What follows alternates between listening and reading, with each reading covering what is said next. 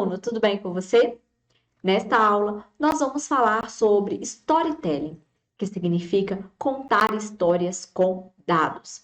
Bom, nós vamos ver a aplicação de um gráfico que é conhecido como diagrama de Pareto ou classificação ABC, muito utilizado para gerenciar estoques. Mas nós vamos entender o que está por trás da elaboração deste gráfico, que é a linguagem DAX, muito utilizada no Power BI, por exemplo, para montar medidas e gerar análises avançadas de dados, ok? Bom, então, quando a gente fala de storytelling de dados, significa justamente contar histórias com números. Então, às vezes, vai ser muito mais fácil mostrar algo e tomar decisões a partir de um gráfico, de um painel interativo, do que a partir de uma planilha cheia de dados. Então, as empresas, elas utilizam a inteligência de negócios e análise de dados para criar uma identidade da sua marca, né? Na verdade, elas vão utilizar painéis visuais atrativos para poder mostrar as suas informações para gerentes, para acionistas, entre tantos outros. Né? Então, contar histórias com dados é realmente uma área de conhecimento que é utilizada para transmitir valores e conceitos para toda uma equipe, promovendo, portanto, a inovação e motivando os grupos, inspirando as pessoas a fazerem painéis visuais cada vez mais atrativos, ok? Bom, então, vamos ver um exemplo clássico que é utilizado principalmente para gerenciar estoques. É a classificação ABC, também conhecida como diagrama de Pareto. O diagrama de Pareto, né, ele consiste em classificar produtos de acordo com os custos ou faturamento acumulado. Então, existem classes de produtos dentro das empresas. Né? Imagine, por exemplo, que uma empresa ela trabalha com 1000 produtos diferentes. Às vezes, apenas 20% desses 1000 produtos vão impactar em 80% dos custos da empresa. Ou seja, eu vou ter uma classe de produtos da classe A, que são poucos, né, com relação ao valor total de produtos que a empresa trabalha, mas que representam muito, tá? Então, vamos ver aqui um exemplo de dados para uma classificação ABC. Então, aqui nós temos uma empresa que trabalha com diferentes tipos de EPI, equipamentos de proteção individual, e EPCs, né, que são equipamentos de proteção coletivas. Então, ela tem aqui vários modelos representados pelo código do produto. E aí, essa empresa ela tem o custo unitário de cada produto, né? Quanto que cada uma unidade vale e qual que foi a quantidade média desses produtos que ela precisou. Né? Então, tenho aí, por exemplo, 1.600 EPIs do tipo G. E aí, faz, né, o custo total, que é basicamente a multiplicação do custo unitário pela quantidade média mensal. Em seguida, é preciso acumular os custos, ou seja, eu vou pegar sempre o valor da primeira linha, né? Então, o custo acumulado do EPI-G é apenas o dele mesmo, 160 mil. O custo acumulado do EPI-E, ele corresponde à soma do custo do EPI-G mais do EPI-E. Então, eu tenho 160 mil mais 28 mil, que é igual a 188 mil. E assim por diante. Né? Então, quando eu chego lá no EPI-A, que é a última linha, eu tenho o custo acumulado de todos os itens da empresa, né? Que custaram o valor de 240 mil reais aproximadamente. E aí, depois, fazemos a porcentagem acumulada, que significa dividir o custo acumulado de cada item pelo custo acumulado total. Né? Então, nós temos, por exemplo, que o EPI-G, ele representa 67% dos custos acumulados totais da empresa. E assim por diante. Então, né, existe, né, essa convenção de que itens que representam até 80% dos custos da empresa, eles são itens da classe A. Itens que representam entre 80% e 95% são itens da classe B. E os itens da classe C, eles representam apenas 5% dos custos da empresa. Ou seja, eles vão de 95% a 100% dos custos acumulados, tá? Bom, esse aqui, gente, é só um exemplo para a gente ver uma aplicação de inteligência de negócios, né? Então, qual que é mais fácil para a gente visualizar e interpretar? Uma tabela cheia de dados, né? Apesar que essa que a gente mostrou, ela é mais simples, justamente para facilitar o exemplo, ou um gráfico, como este que é mostrado na figura.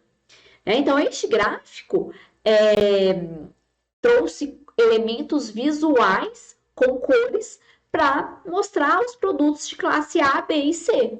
Então, a gente tem aqui os itens em azul, são itens da classe A, ou seja, né, até tem uma linha tracejada, observe, representando 80%. Ou seja, os itens da classe A em azul representam 80% dos custos totais da empresa. Ou seja, eles são os itens mais importantes. Então, a empresa deverá fazer um controle agregado de estoques, priorizando os EPIs Gs e E, tá? Dos modelos G e E. Também podemos observar, né, que marcados em verde são os produtos que representam os itens da classe B, né? Então, eles vão de 80% a 95% dos custos da empresa, conforme pode ser visualizado entre as linhas tracejadas, tá? E, por fim, nós temos vários outros produtos, o C, o B, o I, o H e o A, que representam apenas 5% dos custos da empresa. Ou seja, a empresa ela consegue tomar decisões de fazer o controle agregado dos estoques. É muito melhor que ela priorize os itens G e E, porque eles implicam maiores custos para a empresa, ok?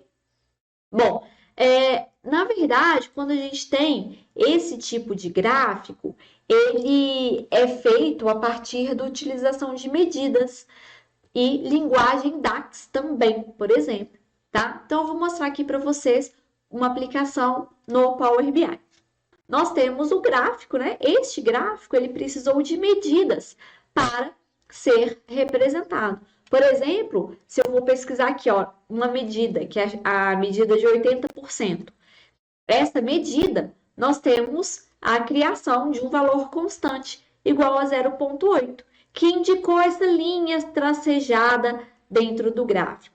Uma outra medida que nós podemos ver aqui também é a medida constante para representar os 95%, né?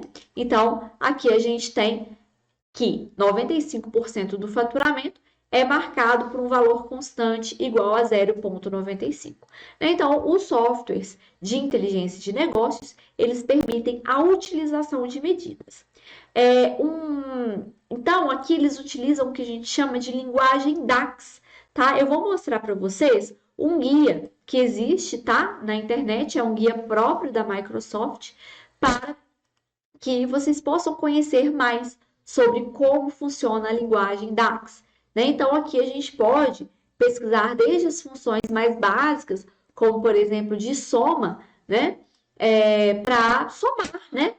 Uma coluna de uma determinada planilha, por exemplo, de um determinado banco de dados, até funções avançadas, como, por exemplo, funções de inteligência de tempo, para identificar datas, intervalos de valores que contêm determinadas datas. Então, existem muitas fórmulas, né, que são chamadas de medidas, para que o analista de dados possa tomar decisões. Né? Outra que é muito utilizada também, a função if, popularmente conhecida como função se. Né? Então, se eu quero fazer principalmente para utilizar testes lógicos, né?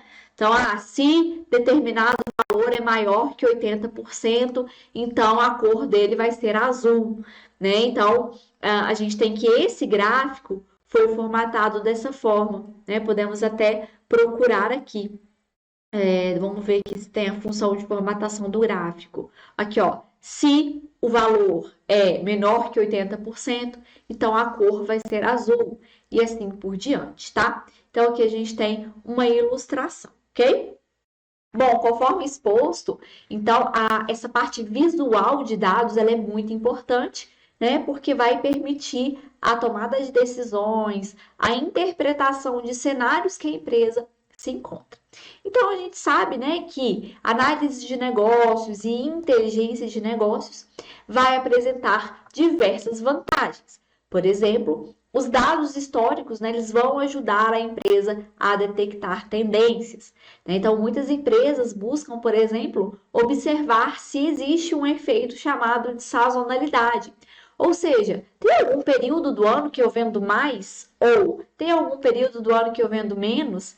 Né? Então, é típico para produtos de temporada, né? Produtos que vendem muito no verão, por exemplo, um ar-condicionado, sorvete. Então, eu vou ter um forte aumento das vendas em um determinado período do ano e uma forte queda das vendas em outro período do ano, ok? Bom, então é preciso que todos os sistemas de informação eles trabalhem de forma cooperada, ou seja, é preciso prever comportamentos importantes. Né? Então a gente sempre tem que pensar em várias etapas. Né? Então, quando a gente fala de inteligência de negócios, é uma parte inicial que vai permitir a observação de tendências. Mas depois eu preciso aplicar técnicas preditivas e prescritivas, ou seja, eu preciso prever comportamentos, né? O que vai acontecer daqui a um mês, daqui a um ano, e também técnicas prescritivas, ou seja, eu preciso prescrever, né? Como se fosse prescrever um remédio para tratar um determinado problema, ok? Bom, então as tendências observadas por inteligências de negócios e análise de negócios, elas podem ser neutralizadas ou potenciadas, de acordo com o que a empresa espera. Né? Então, se eu tenho uma tendência positiva de aumento de vendas, eu vou continuar investindo em marketing, nos programas que a empresa já tem e até inovando ainda mais. Mas se eu estou vendo ali uma tendência de queda na minha venda, eu também tenho que neutralizar essa tendência, pensando em alguma outra estratégia para enfrentar este problema, tá? Bom, então as ferramentas de suporte, né, ao BI/IA, né, que é inteligência e análise de negócios, vão fornecer uma visão geral do negócio e vão estruturar como que essa informação é armazenada e consumida, tá? Bom, então as vantagens de inteligência de negócios e análise de negócios são inúmeras. Afinal, estamos falando de aplicações que são projetadas para serem simples e intuitivas para novos usuários. Né? Então, um usuário que pega um painel, uma dashboard, e ele consegue entender como que são as transações da empresa, qual que é o diagnóstico, né, de uma empresa. Então, as técnicas também, elas podem fornecer recursos avançados para usuários avançados. Né? Então, tanto para usuários novos quanto para usuários que já detêm determinado conhecimento. Então, há diversos softwares gratuitos que requerem um baixo grau de investimento e complexidade de armazenar os dados. Né? Então, vale a pena que as empresas comecem a usar softwares mais básicos para incorporar, né, as técnicas de inteligência de negócios e análise de negócios. E, por fim, a gente pode entender que, quando se fala de BI/IA, né, significa inteligência de negócios e análise de negócios. Eles não podem ser separados. Na verdade, eles são complementares. Né? Eu tenho a inteligência de negócios fornecendo interpretações para uma análise mais assertiva, que vai realmente poder aprimorar e criar técnicas mais modernas, como, por exemplo, trazer medidas de controle avançadas para auxiliar na tomada de decisões, ok? Bom, então, essa foi a nossa aula de hoje, espero que você tenha acompanhado. Desejo a você bons estudos e até a próxima!